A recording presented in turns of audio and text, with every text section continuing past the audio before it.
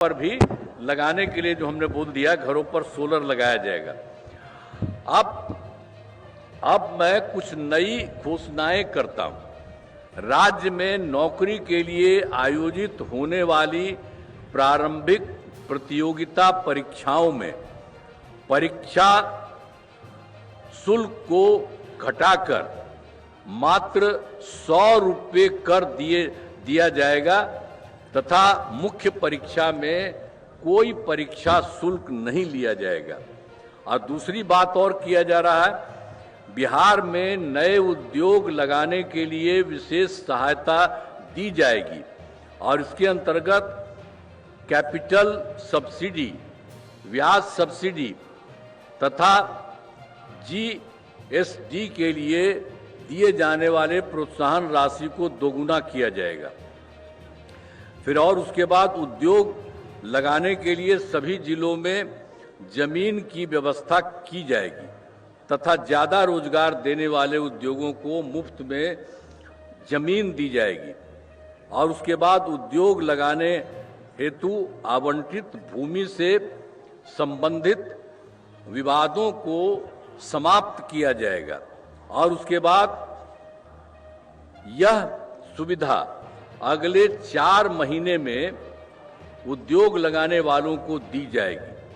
और उसका तीसरे नंबर पर भी काम राज्य के 7 जिलों क्रमशः किशनगंज, कटिहार, रोहतास, शिवहर, लखीसराय, शेखपुरा, अरवल में नए मेडिकल कॉलेज अस्पताल, पहले तो हम बता रहे थे कि 7 के लिए भी हम लोग बचा हुआ उसके लिए करेंगे, तो उसके बारे में फिर बता दे रहे हैं आपको कि 7 जिलों में किशनगंज, कटिहार, रोहतास, शिवहर, लखीसराय, शेखपुरा और अरवल में नए मेडिकल कॉलेज में अस्पताल खोले जाएंगे।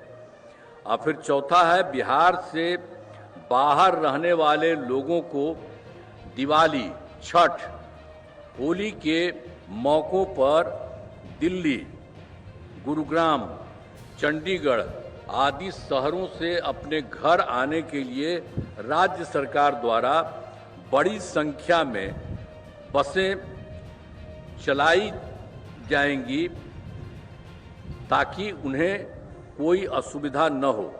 साथ में पर्याप्त संख्या में विशेष ट्रेन चलाने के लिए केंद्र सरकार से अनुरोध किया जाएगा। अब इसके बाद एक और है कि जानते ही हैं 2005 में, वर्ष 2005 में बिहार का बजट लगातार बढ़ रहा है और 2005-06 में नई सरकार बनने के बाद राज्य का बजट क्या था उस समय? वो तो हम लोगों का उन्हीं की सरकार थी, दूसरी थी जब हम लोग आए थे, तो उस समय तो था मात्र 28,000 था करोड़ रुपया था। लेकिन उसके बाद 6 में फिर हम लोगों का सब कुछ 6 में चला, तो 6-7 में बढ़ा करके 37,000 करोड़ रुपए किया गया। तो शुरू हम लोगों ने किया और हर साल लगातार बढ़ाते गए और अब इतना बढ़ गया है कि इस बार 3,16,000 करोड़ रुपए से अधिक हो गया। हर जगह से लोगों को फायदा। और बिहार के विकास के लिए हम आदरणीय प्रधानमंत्री श्री नरेंद्र मोदी जी के नेतृत्व वाली केंद्र सरकार का पूरा सहयोग मिल रहा है। और इस सरकार ने, केंद्र ने कितना अच्छा काम किया है बिहार के लिए। तो ये सरकार जो बनी इस बार, और उसके बाद तुरंत ही जुलाई में 2024 के बजट में बिहार को विशेष आर्थिक सहायता के रूप में सड़क, उद्योग, स्वास्थ्य, पर्यटन, बाढ़ नियंत्रण के लिए बड़ी राशि देने की घोषणा की गई। और उसके बाद फरवरी 2025 के बजट में बिहार में मखाना बोर्ड की स्थापना, ग्रीनफील्ड एयरपोर्ट की स्थापना, पश्चिमी कोसी नहर के लिए वित्तीय सहायता और राष्ट्रीय स्तर के खाद्य प्रसंस्करण संस्थान की स्थापना एवं पटना IIT के विस्तार की घोषणा की गई। तो पहले तो 24 में कर दिया और उसके बाद फिर इन्होंने, केंद्र सरकार ने 25 में भी कर दिया। इसके बाद फिर अभी हाल में काम और हुआ केंद्र सरकार द्वारा वर्ष 2018 से, और उसमें तो कुछ ही राज्यों में खेलो इंडिया यूथ गेम्स का आयोजन किया गया था, लेकिन उन्होंने बिहार के लिए भी किया है। इस वर्ष खेलो इंडिया यूथ गेम्स 2005 के आयोजन का जिम्मा बिहार को मिला, जो गौरव की बात है। और हम बताना चाहते हैं कि इन खेलों का आयोजन बहुत अच्छे ढंग से किया गया है। हाल ही में, और उसके अलावे तो और भी बहुत अच्छा काम किया है केंद्र सरकार ने। जाति आधारित गणना कराने का निर्णय लिया, जो बहुत ही अच्छा चीज है। तो इन सब के लिए हम आदरणीय प्रधानमंत्री श्री नरेंद्र मोदी जी का आभार व्यक्त करते हैं और उनको मैं धन्यवाद देता हूं कि उन्होंने भी सबके लिए बहुत अच्छा काम किया।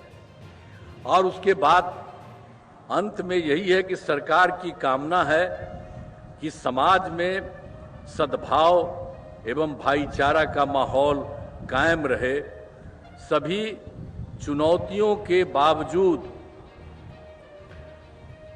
हमारा राज्य प्रगति के पथ पर अग्रसर है। हमारा अतीत गौरवशाली है और विरासत समृद्ध है। हम इसी ऊंचाई को फिर से प्राप्त करना चाहते हैं। आइए स्वतंत्र दिवस के शुभ अवसर पर हम सब यह संकल्प लें कि बिहार को एक खुशहाल राज्य के रूप में विकसित करने के लिए अपना सहयोग प्रदान करें। इस अवसर पर एक बार पुनः सभी बिहार वासियों को मैं शुभकामनाएं देता हूं। जय हिंद, जय हिंद, जय हिंद। बहुत बहुत धन्यवाद।